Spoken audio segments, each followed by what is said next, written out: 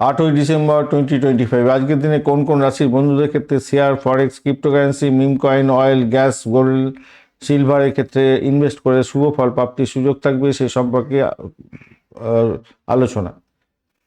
আজকের দিনে কর্কট রাশির বন্ধুদের ক্ষেত্রে ব্যাংক নিফটি লং এর ক্ষেত্রে ভালো হতে যাচ্ছে। ফার্মার কোনো শেয়ার কিনতে পারেন। ব্যাংকিং সেক্টর ক্ষেত্রেও ভালো হবে। তরল পদার্থের শেয়ারের ক্ষেত্রে ভালো হবে আজকের দিনে। মিথুন রাশির বন্ধুদের নিফটি এবং আইটি ক্ষেত্রটা ভালো হতে যাচ্ছে আজকের দিনে। এফএমসিজিতে এগোতে পারেন, ভালো হবে। কমিউনিকেশন সেক্টরটাও ভালো হতে যাচ্ছে। আর কন্যা রাশির বন্ধুদের নিফটি 50, গোল্ড এবং ব্যাংকিং সেক্টর, পিএসইউতে ভালো হবে। নেটওয়ার্কিং এবং সিস্টেমেটিক ট্রেডের ক্ষেত্রে ভালো হবে। তুলা রাশির বন্ধুদের নিফটি 50 ভালো হতে যাচ্ছে। রিয়েলিটি স্টকের ক্ষেত্রে ভালো হবে। সিলভার, এইচডিএফসি ব্যাংক ভালোর দিকে যাবে বলে মনে করছি আজকের দিনে। ব্যাংকিং সেক্টর এবং রিয়েল এস্টেটের ক্ষেত্রে ভালো হবে। সতর্ক থাকতে হবে মেষ রাশির বন্ধুদের। অয়েল, এনার্জি, পিএসইউ, অয়েল এইগুলোর ক্ষেত্রে খারাপ হতে পারে। ক্রিপ্টোর ক্ষেত্রে একটু সমস্যা আছে আজকের দিনে।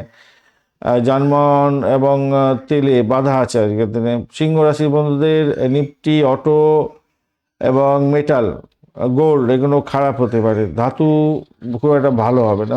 ধনুরাশির ক্ষেত্রে ক্রিপ্টো, ফরেক্স একদমই নয়। প্রতারণার শিকার হতে পারেন, ম্যানিপুলেশনের জন্য সমস্যা তৈরি হতে পারে।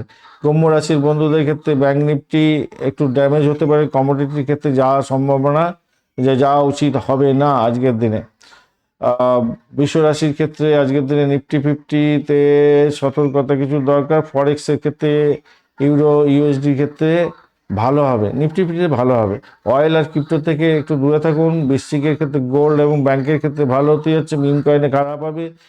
মকর রাশি বন্ধুদের সিলভার এবং নিফটি মিড ক্যাপের ক্ষেত্রে ভালো হতে যাচ্ছে। এনার্জিতে খারাপ হবে।